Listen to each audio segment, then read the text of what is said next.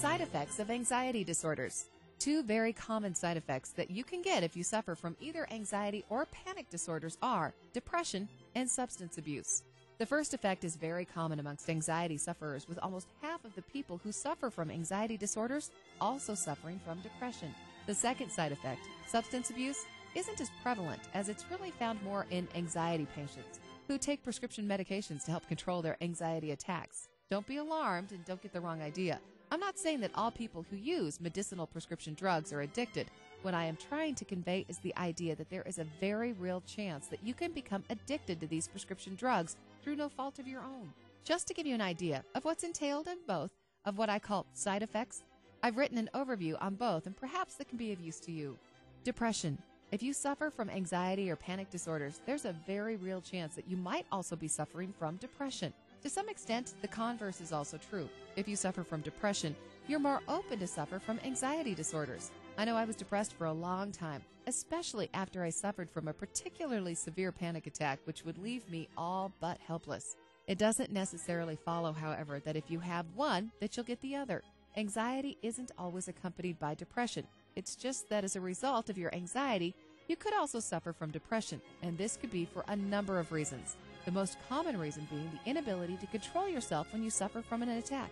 Another common reason occurs when you're highly aware of what you're going through is unreasonable, but you're unable to stop or help yourself.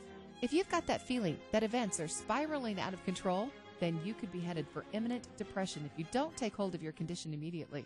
Treatments for anxiety and depression are alike, so you might get confused if you're prescribed antidepressant tablets, only to find out that they're the same as what's used for anxiety treatments.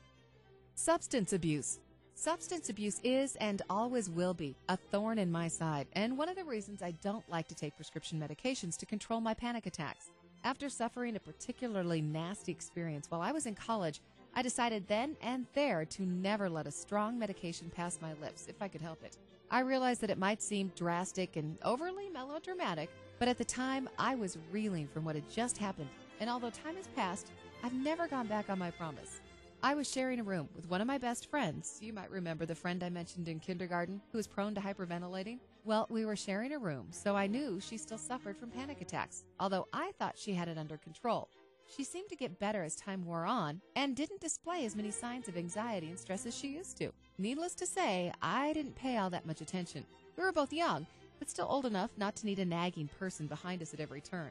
To cut a long story short, I walked in one day after a particularly long weekend break to find her huddled, helpless on the floor, a prescription bottle next to her. She'd been taking prescription medications for some time, but was being pulled off of it. The bottle she had just dropped had held the last of her pills, and she was already going through the signs of withdrawal. I'm not saying this is the norm for everybody, and I'm not telling you to stop taking your medications. What I'm saying, however, is that substance abuse can happen, and sometimes entirely without your knowledge. After seeing how torn apart my friend was, and how much she suffered in the following weeks, was when I decided never to take prescription drugs again. I just didn't need that kind of grief in my life, especially not with everything else I would go through later on due to my frequent panic attacks. To this day, I'm glad I didn't give in, even when it seemed like prescription drugs were the only way forward for me.